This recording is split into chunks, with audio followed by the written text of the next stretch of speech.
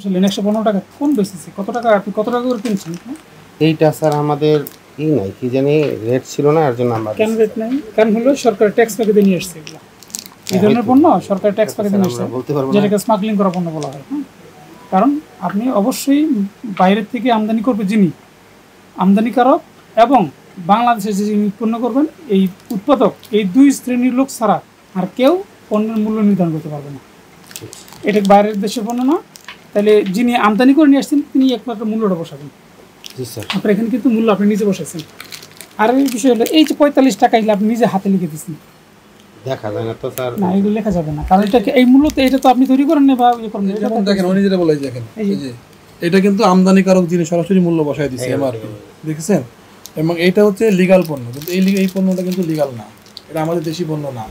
যেমন জাল টাকা পকেটে রাখলে যার কাছে থাকবে সে দোষী, এই পণ্য যে দোকানে থাকবে সেই দোকানদার দোষী, ঠিক আছে? তো ভবিষ্যতে আমরা আজকে আপনাকে সতর্কমূলক একটা জরিমানা করব, ভবিষ্যতে আপনি এই পণ্য রাখবেন না, ঠিক আছে? আর আপনার মূল্য তালিকা কিন্তু আমরা পাই না এখানে যেমন এখানে চাউলের দাম লেখা আছে, আমরা কিন্তু আমরা বাইরে হালকা ডিম পেঁয়াজ যেগুলো নিত্য প্রয়োজনীয় খোলা পণ্য এগুলোর কিন্তু কোনো মূল্য আমরা পাই নাই, ঠিক আছে? ট্রেড লাইসেন্স তো দেখেন আপনার কোন ধরনের ট্রেড লাইসেন্স ব্যবহার করতে আমার এই মেডিসিন সহ এখন আমরা কেমনে চলবো স্যার? এই যে আপনারা আসেন স্যার, আমাদেরকে ধরার আমাদের সব দেন, কোনো সমস্যা নেই, কিন্তু এই যে রাস্তার মধ্যে এই মাস থেকে 2 রাখ হে ব্যাটারি হাসপাতাল পর্যন্ত অবৈধ দোকানপাট দিয়া মাংস মাছ তরি তরকারি এদেন আপনি জানেন স্যার, মুদি দোকান আছে স্যার। আমরা কি করবো স্যার? আমি গত 2 মাস আল্লাহর কসম আমার 2টা ছেলে মরে গেছে, আমি একদিনে 50,000 টাকা বেচতে পারিনি, আমার 7 জন স্টাফ, আমি কেমন চলবো স্যার? আমার বলেন এই রাস্তার দোকানপাট যদি না উঠেন স্যার আমরা কেন করবো? এখানে বিএনপি আসার পরেই পুরা জিনিসটা স্যার ইয়ে করে দিচ্ছে।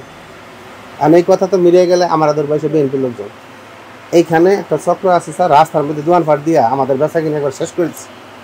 এটা আপনাদের মেসেজটা আমাদের মিনিস্ট্রি যারা আমি সেনা ক্যাম্পে আমি স্যার অ্যাপ্লিকেশন দিয়েছি স্যার, ওনারা বলছিল করবো, 10 বার গেলাম কোনো কিছু হইল না। আমি টিউনি স্যারের অফিসে ইয়ে দিছি, থানায় দিছি দরখাস্ত, দোকান দিয়ে আমার 7 জন স্টাফ আনে, আমি আমার মেয়ে আমার শ্বশুর মিলে আমরা 10 জন।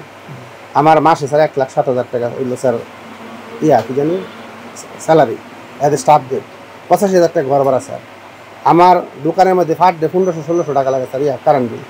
এখন এই রাস্তার মধ্যে দোকানপাট দেওয়াতে স্যার আমাদের অবস্থা তো খুব খারাপ হয়ে গেছে।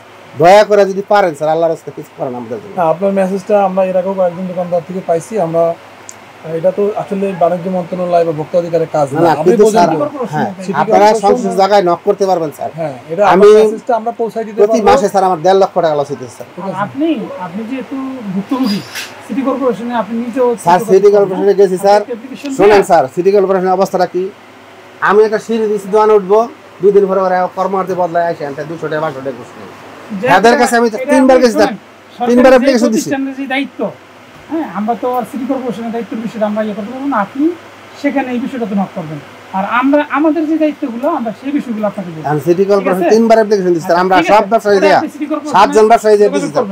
আর আপনি আমাদের যে বিষয়গুলো আছে এগুলো আমরা আপনাকে বলি। হ্যাঁ স্যার, আশা করি আপনার এই মেসেজ কিন্তু আপনার একার না, এখানে যত দোকানদার আছে সবার একই কথা না, কিন্তু আপনার একার কথা তো না, এখানে যতগুলো যারা দোকান দিছে